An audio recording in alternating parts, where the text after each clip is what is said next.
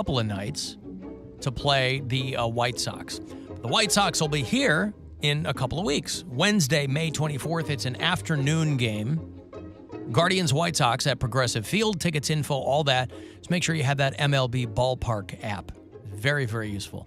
I get you a 4-pack of tickets here for the Businessman Special. Guardians White Sox on the 24th. Good luck. 216-578-1007 or 800-348-1007.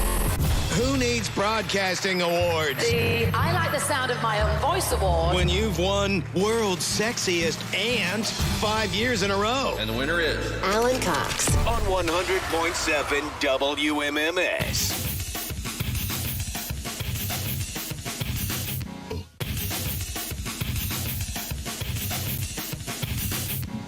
Going to be talking to the legendary Carmine Appice. He is one of the most prolific rock and roll drummers of all time.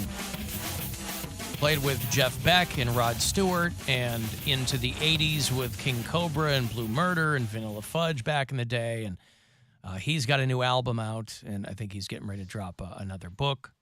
And he just keeps going, man. So I'm excited to talk to him. I'll have those Aerosmith tickets for you a little bit later on, too. I had those all week. They announced that farewell tour, and it'll get them to Cleveland end of September. Black Crowes are opening that up, and they'll play Romo Fijo. So if you're an Aerosmith fan, you already know they've decided to call it quits, and that'll bring them through the Romo Fijo this fall. AlanCoxShow.com for everybody who is watching there. You can have a big tip of the cap to Pillar Shagaski, who's that's an underused name, is Pillar. It's a great name. It is. But thank you. Very sexy name. Is it a sexy name? Pillar. I've heard of Pilar, but Pillar. Pillar. I mean, like, yeah, I like it. Pillar of salt. You turned into a pillar of salt because you were so horny you couldn't not turn around.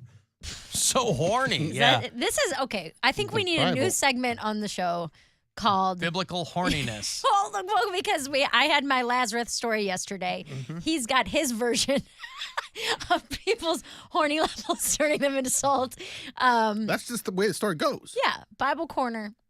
Alan Cox's Bible Corner. Yeah, And we that's each Do you not right. remember the story? once a week, we each pick a different Bible story. But that's why I love all these people who want to shut down libraries because there's a book about a gay kid. Like, there's nothing worse than the Bible for that kind of stuff.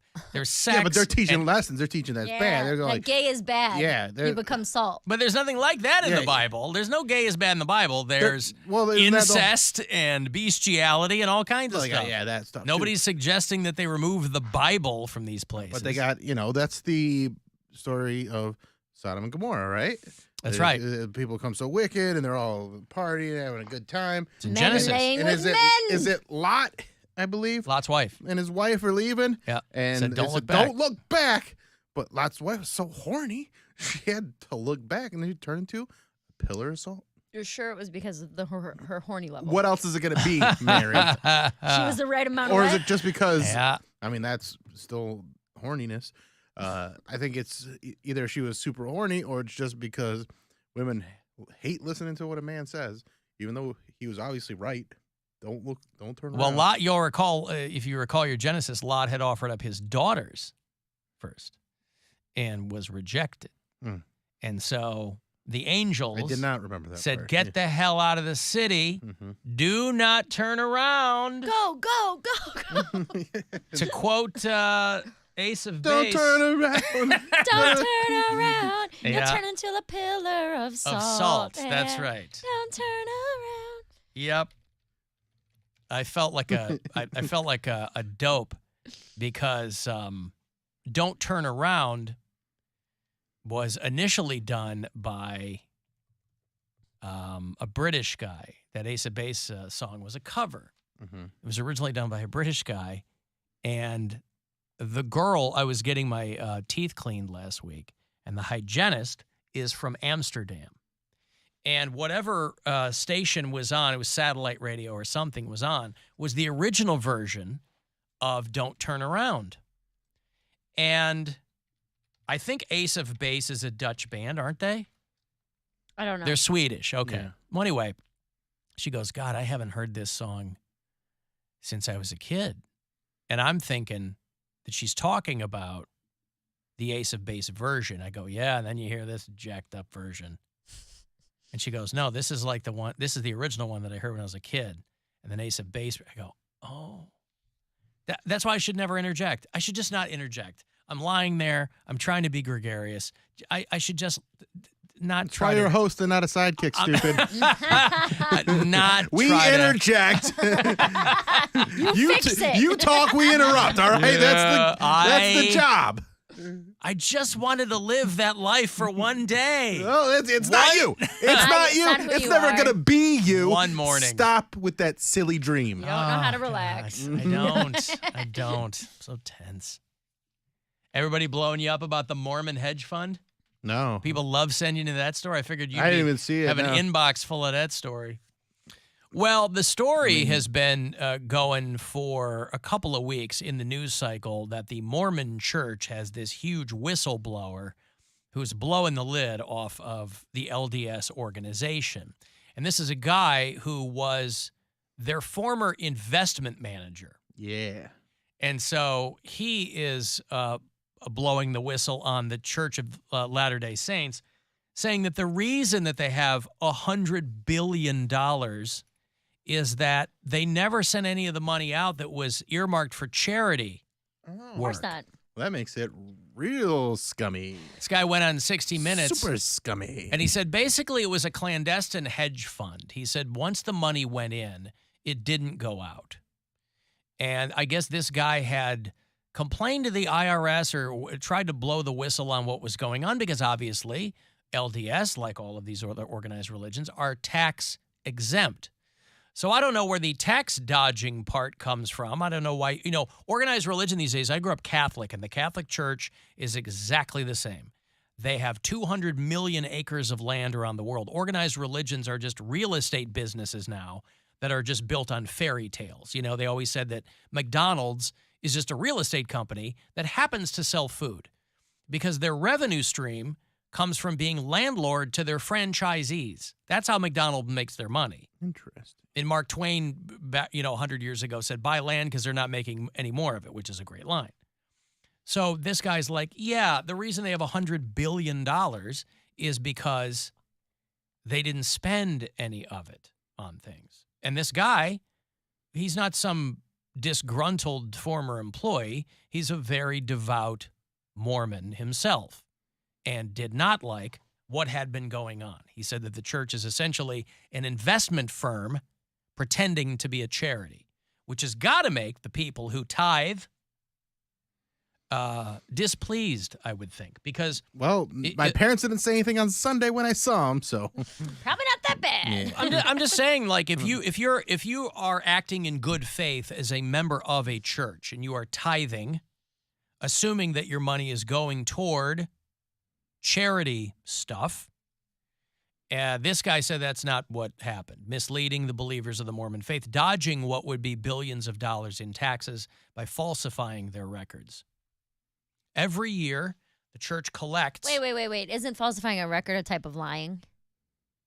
Bearing false witness? Well, wouldn't Well, that all goes out the window. When there's money involved, that all goes out the window. This is the Lord's money. The Lord's allowed to lie. It's one of the big 10 that you're not supposed to do. Yeah. No, but they got rid of the 10 when the 10 got replaced by Jesus' rule, and it was to turn their cheek. So if someone's not using funds appropriately, you're just supposed to turn the other cheek and say, hey, it's none of our business. Well, this guy was tired of turning his cheeks. Yeah.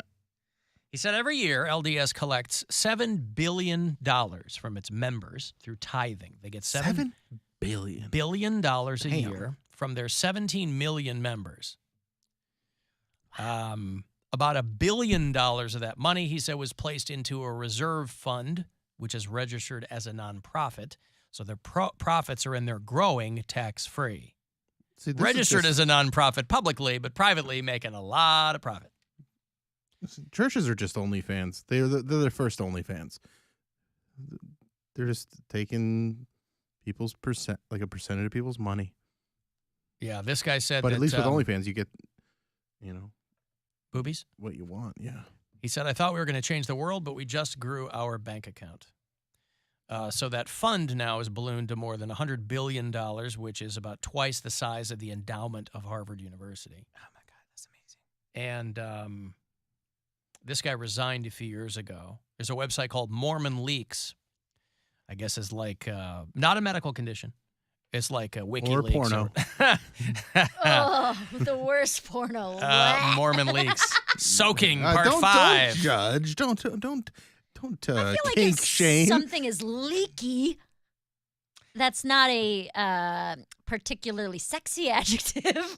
What was the phrase? Babe, I'm leaking for you. What was the phrase that I recently got hip to that somebody called about? Soaking. No. We've been talking about that for a while. Oh, He when said, they push on the bed. Yeah, what was that? I don't know what it's someone called. just I rocked the bed in a Mormon rocked the bed, threesome. Yeah. Oh, God, that's awesome. Yeah. So this guy has filed a 74-page whistleblower complaint with the IRS that says that basically the Mormon Church is just a giant hedge fund that isn't sending any of its members' money to charity. Now, what happens when you have that much money is when the IRS and the SEC come calling, you just give them a taste. You just pay them a fine. And you still have tens of billions of dollars. Of course, the church leadership says that this guy is making it all up. They vehemently deny his accusations.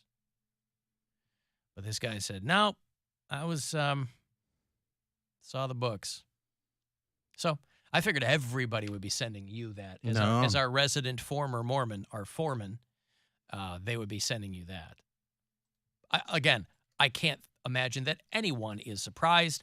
If you run any kind of organization where people are just sending you money, it's like a giant bowl of M&Ms. You just walk by, grab a handful, and be on with your day. You're not going to be. But again, these places are all tax exempt, so it's when they buy all this property that they would normally have to pay taxes on. Just start taxing these goddamn church people. Just start taxing them. I mean, it's supposed to be illegal for churches to even make, political statements or endorsements or whatever. That's been going on for a long time. That just got like wallpapered, steamrolled over. So fine. They want a hand in it. We all gotta pay our share of whatever. Just start taxing these people. Of course, I'm sure they'd find a way around that too. That's no panacea for the problems, They're just because you have a professional athletes in tax dodging. What? They'll find a loophole, or they'll find a way around it. Guys, they're not loopholes. The Lord works in mysterious ways. Why is it so confusing? This is how faith works. Soaking is a loophole too, and they figured that out. Yeah, again, more just mysterious ways to do things. Help me out, Bill. Do you, when you soak, do you finish or no? I don't know. This is not anything that actually existed when I was in church. This is not anything that I ever heard of until like a few years ago. It got talked about mainstream. You were also young and probably didn't have your ear to the ground and that stuff. Well, I also wasn't a Mormon in Utah. I was a Mormon here. So if we wanted to have sex with someone, we just do it. Just did it. They just soaked. But it was, soaking wasn't anything. And also, like, I still think it's more just a meme than anything that anybody actually does. I think it's just a joke. They're probably just having sex. Yeah. Or it's doing butt stuff or whatever, yeah.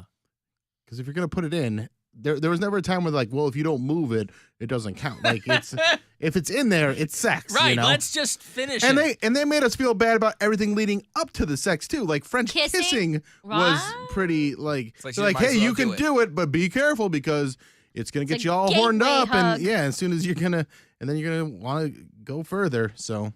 What about Spanish kissing? Nobody in Mormonism can roll their R's, Alan. Come on. Oh, what are you talking about? We're all very... Yeah, they're all very... travel... Castilian. No, that was bad. Marijuana. Keep me on the faith. Yeah. I'm bilingual. Oh, boy. All right, let me talk to Carmine Appice here. And then we'll... More than 6, but fewer than 10 minutes. With somebody on the phone. Carmine Appice is a legendary rock and roll drummer. He's one of my favorites. He's been part of so many projects, it is impossible to keep count, and I want to talk to him. You there? Alan. Carmine. Hey, how you doing, man? Man, am I excited to talk to you. Thank you so much.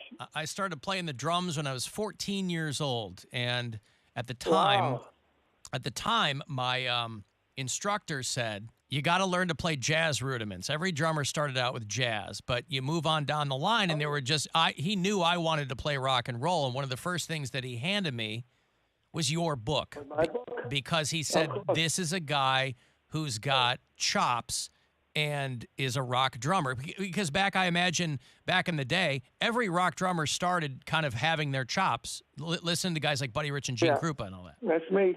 That's me. But yeah, and I wrote the book, and I'm surprised at how many radio people are drummers, man. I've been talking to radio all day yesterday and today, and I'd say 80 or 90% of the people I talked to were drummers. Well, listen, in the world of music, as you know, the only people who are less respected than drummers are radio people. So maybe we just all came together. It's all about timekeeping, Carmine. That's right. I mean, I'm married to a radio personality from New York. She's the radio chick. She's not in it no more, but she was huge over here when I met her, But who's that, Leslie? Leslie Gold. That's your wife. Wow, well done. I didn't know that. Yeah, she's great. 20 years we've been together. I remember her back in the Free FM days. That's right. Yeah. That's right. When I left high school to go to college, we're talking 1989, I got myself a brand new stereo. And it was the first one I had that had a compact disc player in it. I came up listening to cassettes and albums. And the first CD I ever bought was the Blue Murder CD. Oh, man, what a good one. And it is still to this day, Blue Murder is still, it was kind of a one and done. I know John went on to do more stuff with them, but you and Tony had left. But that to this day is still one of my favorite rock records of all time. Just everything in it was just in your face. It was amazing. And me too. I wish we tried to get Blue Murder together like 3 or 4 years ago, and it just didn't work, and then COVID hit and everything else. But that's that was one album that I would have bet my house that this was going to sell 5 million albums. It was so good, but it never did, and it went underground. We did do really, really amazing in Japan, and it's just too bad. You've toured the world and you've been in the business for a long time. Do you have any insight as to why American rock does so well for so long in Japan? Because they're into the image, they're into the great players. Because back in the day, like BBA went there. We were the first band to play the Budokan after the Beatles. Yep. And they were really into great musicians, and because Japan didn't have great rock musicians yet. Later on in the year 2000, I went and played the Budokan with Tim Bogert, with Shaw. He was a Japanese Jeff Beck, and we played the Budokan. And he was a great musician. So by then, which is, like 27 years later, these musicians have developed over there, Tell me about this new record. Well, this new record is awesome. I mean, this guy, Fernando Perdomo, who's my partner in this, is a monster instrumentalist. He plays guitar, bass, keyboard, drums. And, when I met him through Tom Dowd, the great producer, his daughter, he introduced us. And I just opened us. I didn't open it. I just got my studio in my house in when I moved there in 2020. And I needed someone to play with to learn how to do it. So he was in LA. So we started exchanging stems. And I realized this guy was great. So after like 12 songs, I got a deal on Cleopatra. We released the first record, but nobody really did anything. They just released it as a favor to me. We did a little bit, but not like this one. And then we started doing this one, and I knew we had something going on because everything we did was really unique and cool. So the last thing we did was my idea to do this. The Kate Bush song, running up that hill. So we did it, and when it came out, I said, wow, Fernando's awesome, man. This thing sounds great because we're playing tonight at the Cutting Room. Well, in 1 week from today, it's Carmine Day out in L.A., May 23rd. That's really funny because we're playing the Whiskey. It's perfect. That day. I forgot about that. I'm gonna mention that, Put it back on your calendar. Wow. I'm going to tell my manager, I'm going to tell Chip to promote it like that, Sure. Wow, I forgot about that. Thank you. You're welcome. Happy to help. Best of luck tonight. Good luck with the album. Very happy to talk to you, man. I'm a huge fan. And continued success in whatever you want to do, Carmine. Okay, thank you, brother. Take care. That's a great Carmine Appice. Love that guy. Blue Murder. Oh, what a great album. But you go back to the Jeff Beck stuff, Rod Stewart and King Cobra, and all. He's got to be. I was going to ask him about the Rock and Roll Hall of Fame. Well, anyway, I got to take a break. Do you want those Aerosmith